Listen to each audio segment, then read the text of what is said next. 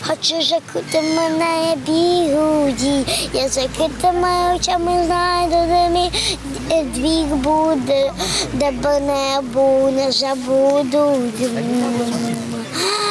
Мене мама носила. Саша – одна з тисяч українських дітей, яких депортувала Росія. Її разом з братом та сестрою розлучили з батьком і вивезли з Маріуполя до Підмосков'я. Разом з ними туди ж депортували й інших дітей. Там були діти, такі примерно, як я, із Маріуполя. Одного з них, Пилипа Головню, всиновила уповноважена з прав дитини в Росії. За підозрою у злочинах проти українських дітей Марія Львова-Білова разом з президентом Путіним тепер мають постати перед Міжнародним кримінальним судом в Гаазі. І батько Саші – один з ключових свідків у цьому процесі. Що поначалу ні к чому не придирався. Здравствуйте, Марія Бельова. Журналісти проєктів «Ти як» та «Схеми» опитали депортованих дітей і отримали ексклюзивні документи з пошти ватажка угрупування ДНР. У розслідуванні ми покажемо, як Росія викрадала українських дітей, і розкажемо, хто це організовував.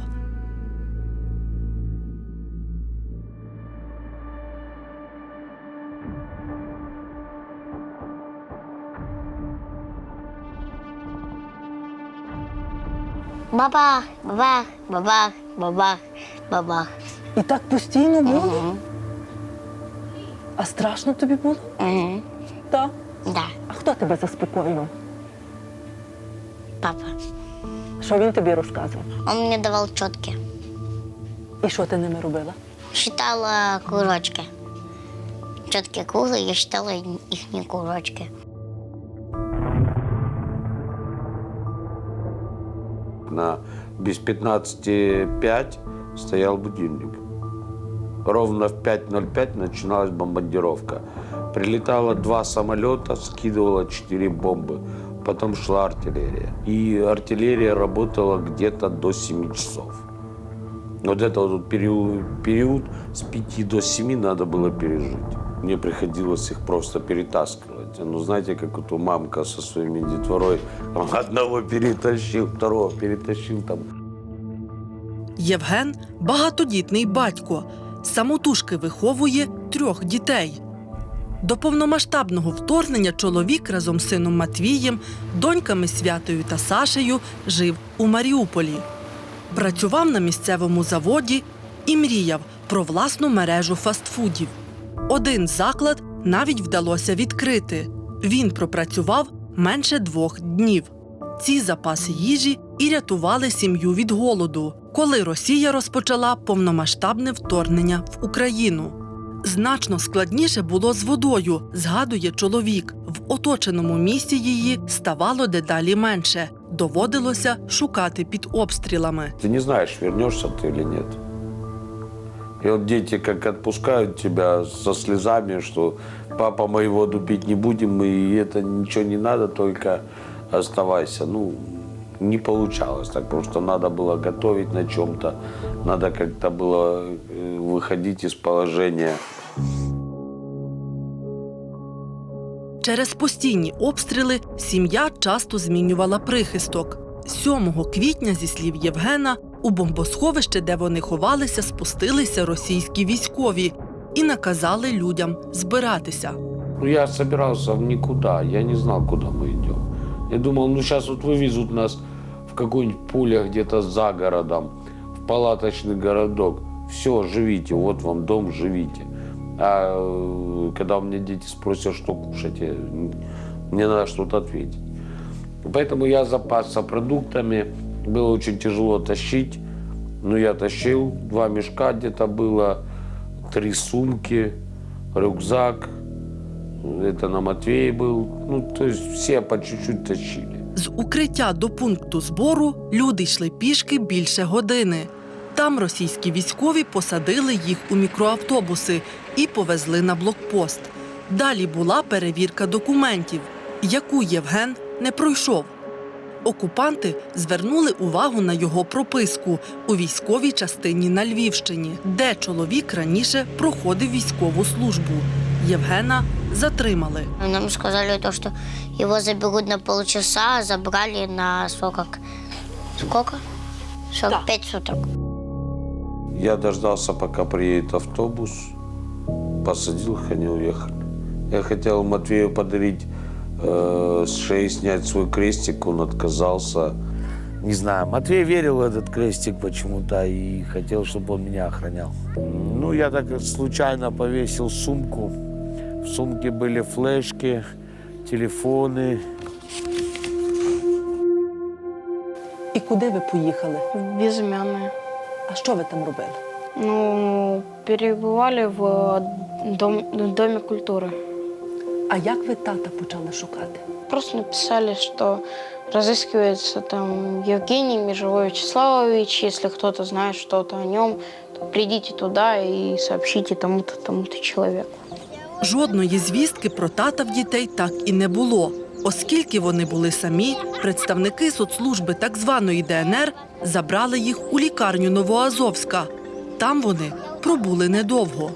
Через 2 недели после нахождения в больнице приехал тот же, кто нас туда отвозил, и сказал, типа, собирайтесь, вы едете в лагерь отдыхать, и все. Мы начали собирать вещи, и нас, поехали в Донецк. В Донецке переночевали вместе со всеми, кто должен был ехать в лагерь. Росія не надає українській стороні дані про депортованих. Утім, проєкти «Тияк» і «Схеми» дізналися, що хлопця і дівчаток вивозили в складі групи з 31 дитини. Цей список журналісти Радіо Свобода спочатку отримали від Межевих, а згодом знайшли і в зламаній пошті ватажка так званої ДНР Дениса Пушиліна, до якої отримали доступ за допомогою об'єднання українських хакерів «Кібер.Орг.Ньюс».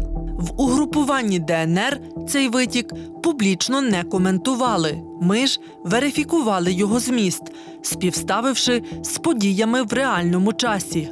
З'ясувалось, що цей список ватажок Пушилін затверджував та підписував особисто. Крім цього, журналісти знайшли в пошті й інші документи, які, зокрема, дозволили встановити, в які саме заклади на окупованій території Донеччини тимчасово вивозили дітей. Щонайменше їх було 10 – у Шахтарську, Харцизьку, Новоазовську і Донецьку.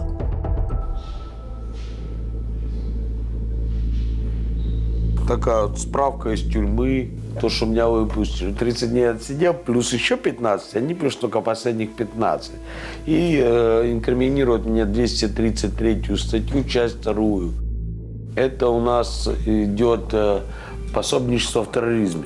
Після фільтрації Євген потрапив в Оленівську колонію, де утримують і військових, і цивільних українців. Чоловік каже, впродовж 45 днів побачив чимало. Затриманим зав'язували руки, очі, їх били, а у самих камерах було не проштовхнутися. Я никогда не думал, что я могу научиться спать на одной ноге. Оказывается, научился. Потому что просто вторую уже ставить было некуда.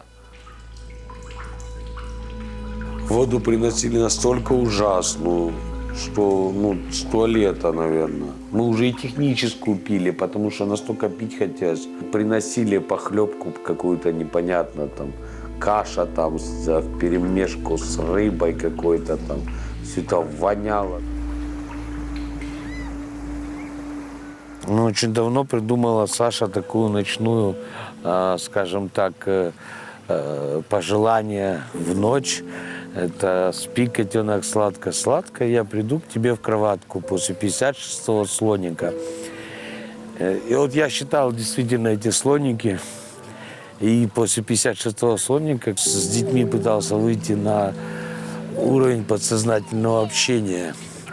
Как бы я представлял это все, как мои дети вот приходят ко мне, как мы с ними общаемся. Я им рассказывал, там, что все хорошо, что со мной все в порядке, что я живой, что я там нахожусь там-то, там-то. Наверное, только эта мысль не давала мне сойти с ума. Спи, котенок, сладко-сладко, я приду к тебе в кроватку после 56-го слоника. Обязательно. Муа.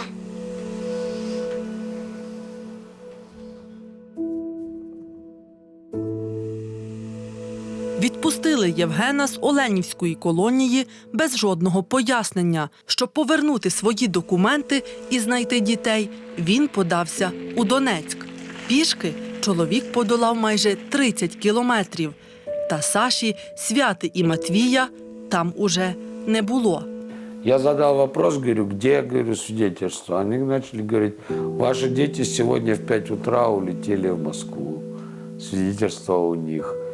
У меня случилась истерика, я начал психовать, я начал орать. Ну, мне быстро закрыли рот, что типа, либо ты рот закрываешь, либо ты сейчас поедешь. Вернешься обратно.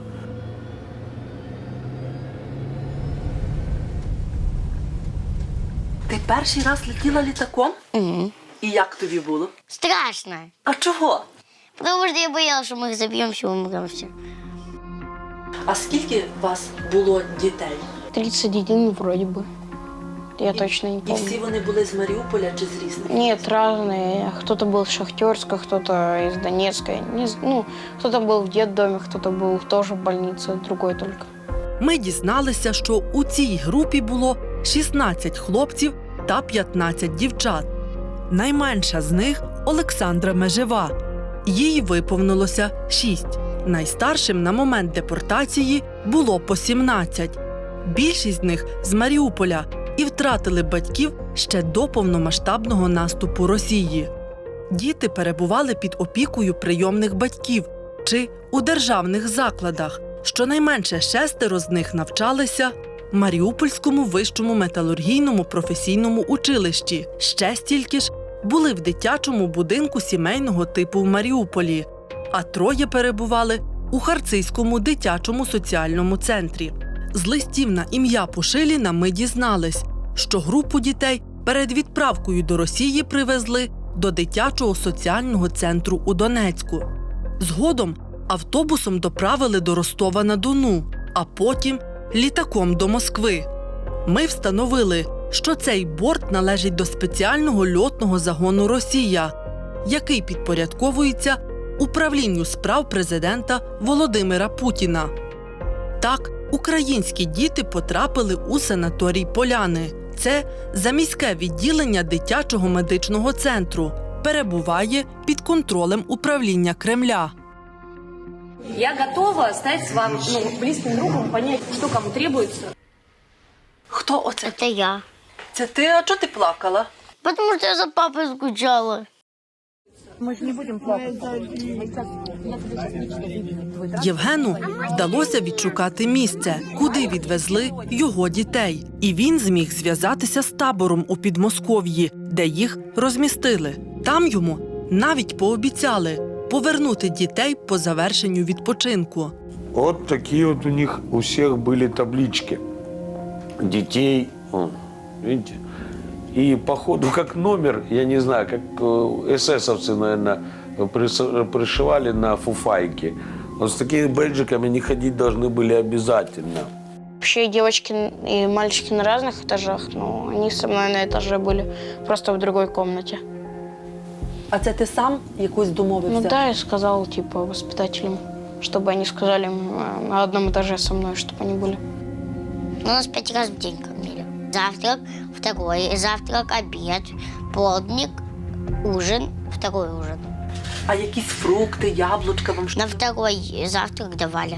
І тортики якісь давали? Нет. Цукерок ніяких не давали? Обидно. А от оця, Мария Белова.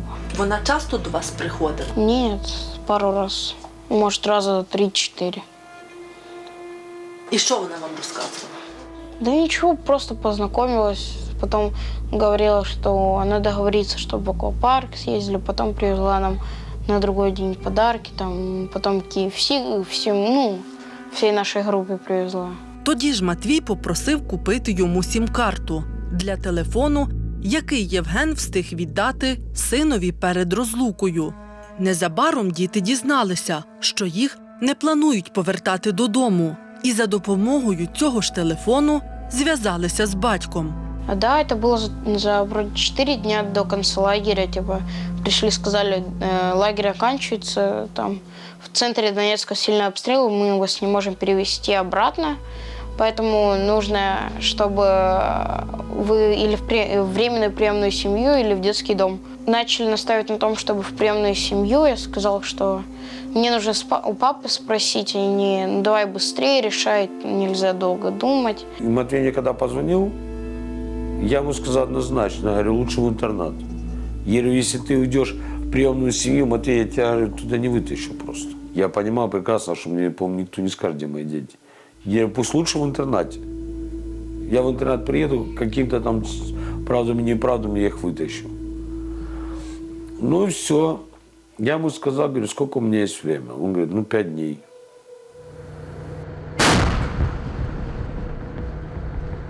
Питання опіки над українськими дітьми та зміну громадянства ставленики Росії почали піднімати у перші ж місяці повномасштабного вторгнення із захопленням чергових українських територій.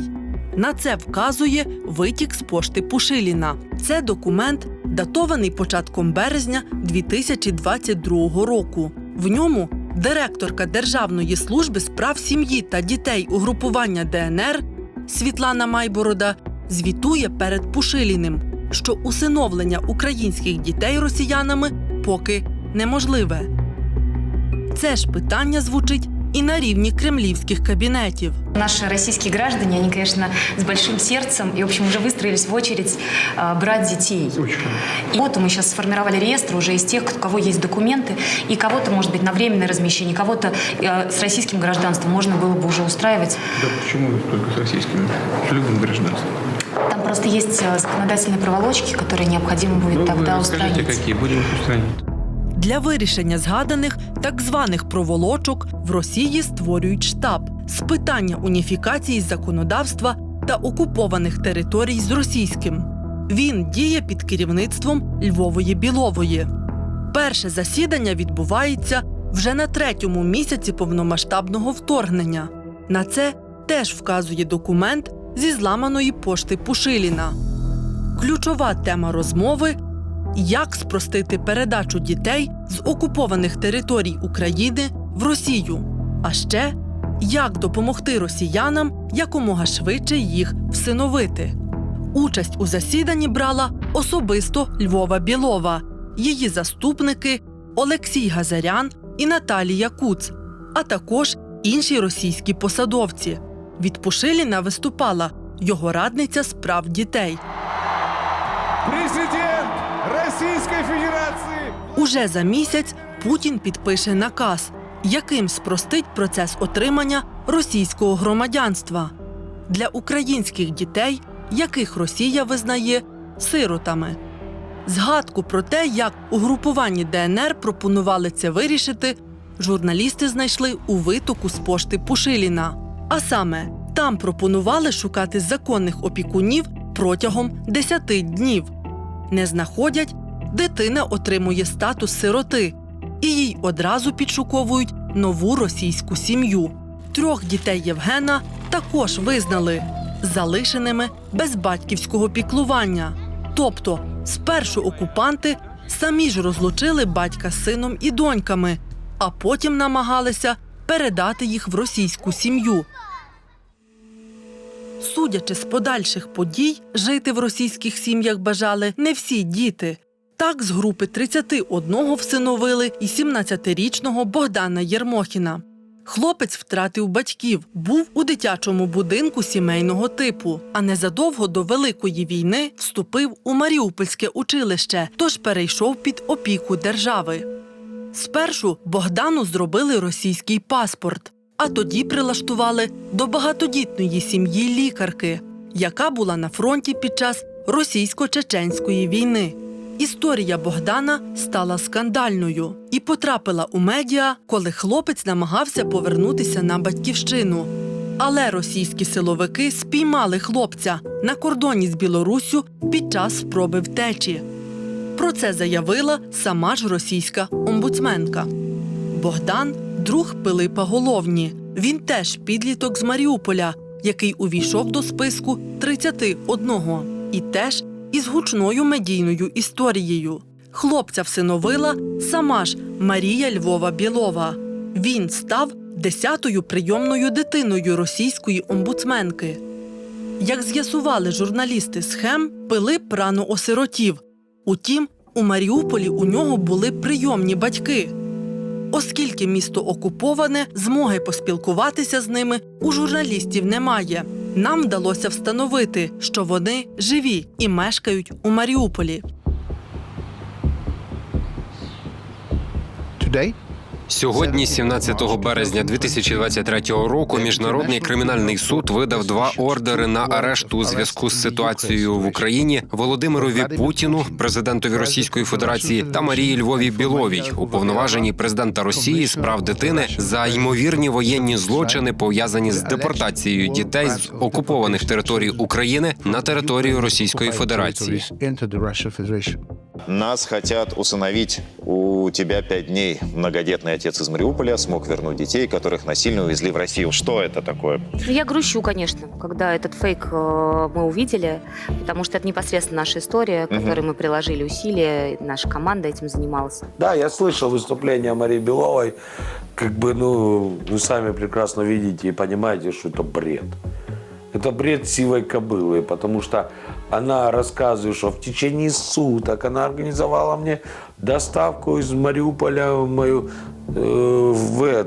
Москву. Да она и знать не знала, пока мы под Москву не приехали.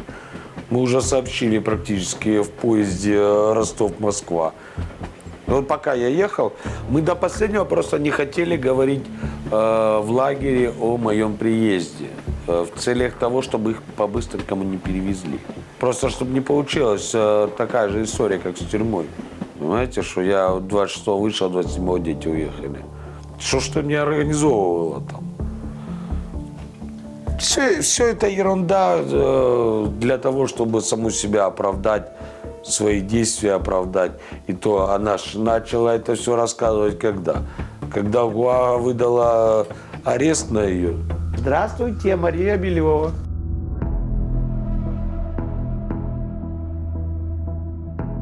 Хто, окрім Путіна і Львової-Білової й інших російських посадовців, долучився до депортації українських дітей? Їм у цьому допомагали в угрупуванні ДНР. І ось їхні імена. Олексій Ніконоров, поплічник Пушиліна, секретар так званого Державного комітету оборони. Саме він розсилав затверджений список з 31 дитини до місцевих окупаційних адміністрацій і просив сприяти їхньому вивезенню з окупованої території України. А це Тетяна Соркіна. Вона очолює заклад, у якому фінально збирали дітей перед депортацією до Росії. Її заступник Кирило Потиліцин. Саме від його імені список з 31 дитини був направлений компетентним органам. Витік з пошти Пушиліна допоміг ідентифікувати й тих, хто вже на новоокупованих територіях допомагав вивозити дітей до Росії. Один з них – це Валерій Онацький. У документах згадується, що він є власником опікунського центру у Маріуполі. До початку повномасштабного вторгнення саме там жив Микита Зінов'єв. Він зі списку 31. Онацький – депутат Маріупольської міськради, віднині забороненої ОПЗЖ. Очолює так званий відділ у справах сім'ї та дітей окупаційної адміністрації Маріуполя. В Україні через це йому заочно оголосили підозру у колабораційній діяльності. Ми повинні бути дальновидні. Наші діти – це наше будущее. Тепер в окупаційній адміністрації в обов'язки Онацького, зокрема, входить допомога в оформленні документів на дітей, яких планують вивезти або вже вивезли до Росії. Це підтверджує один з листів з його підписом. Мова у ньому про 17-річну дівчину, яку теж разом з Межевими та іншими дітьми вивезли у пансіонат «Поляни» у Підмосков'ї. Грошей на поїздку до Москви у Євгена не було. Тож він звернувся по допомогу до волонтерів. Вони, каже, й понині допомагають виїжджати українцям з окупованих територій чи Росії. На автівці Євгена привезли до кордону. Там почалася перевірка паспортів. І тривала вона 6 годин. Вышли, назвали фамилии людей. И примерно вот все пацаны моего возраста, в среднем. Где-то младше, где-то чуть-чуть, может, старше. Нас завели. Ну, эта фраза звучит такая. Ну что, ребята, мобилизация, говорит, все идем служить, защищать Родину. Потом я говорю, да остальное, говорю, за детьми поеду, говорю, мне пофиг. Я заставил самого себя верить самому себе. Ну, скажем так, хотя это было очень тяжело. Євгена таки пропустили. З російського кордону до Москви чоловік їхав 2 автобусами та електричкою. Уже коли він прямував до столиці Росії, волонтери написали лист на ім'я Володимира Путіна з проханням повернути дітей татові. Тоді на чоловіка вийшов заступник Львової Білової. Со мной связался Газарян Алексей Артурович, если не ошибаюсь. Я, говорит, в принципе, не против тебе детей отдать, но у меня нет для этого оснований. Мне, говорит, надо, чтобы дали разрешение, дали донецкие власти. У цій ситуації Євгена знову виручили волонтери. За декілька годин вони вирішили вже і це питання. Наступного ранку батько 3 дітей стояв біля воріт санаторію Поляни. Меня встретил у ворот психолог. Я рассказал историю ей. Потом я рассказал Газаряну эту же историю. Потом я рассказал эту историю медсестре.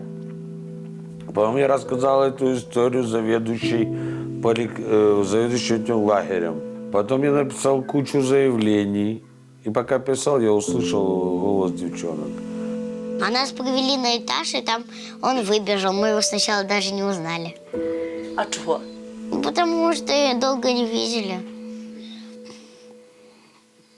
І ви почали його обнімати? Угу. Он первый начал обнимать нас. А мы потом уже поняли, что это папа. Євгену Межевому вдалося самотужки забрати своїх 3 дітей. Ще одного підлітка з цієї ж групи повернула українська влада. Хоча йому теж в Росії знайшли нову родину. Інші 27 дітей залишаються в депортації. Балтийское море, конечно, хорошее, но Азовское теплее. А ваші діти сумують за морем? Конечно, сумуют. Им хочется поплескаться, и им не понять, что, допустим, сейчас в Азовское они не могут поехать. Здесь они, вот сейчас вот мы приехали сюда, их с воды не вытащишь. Им нравится песок, им нравится море, им нравится чистая вода. Більше року Євген з дітьми живе у Латвії. Тут вони завели собаку і орендують квартиру. Оплачувати помешкання допомагає держава. Чоловік знайшов роботу. Він розбирає на запчастини машини.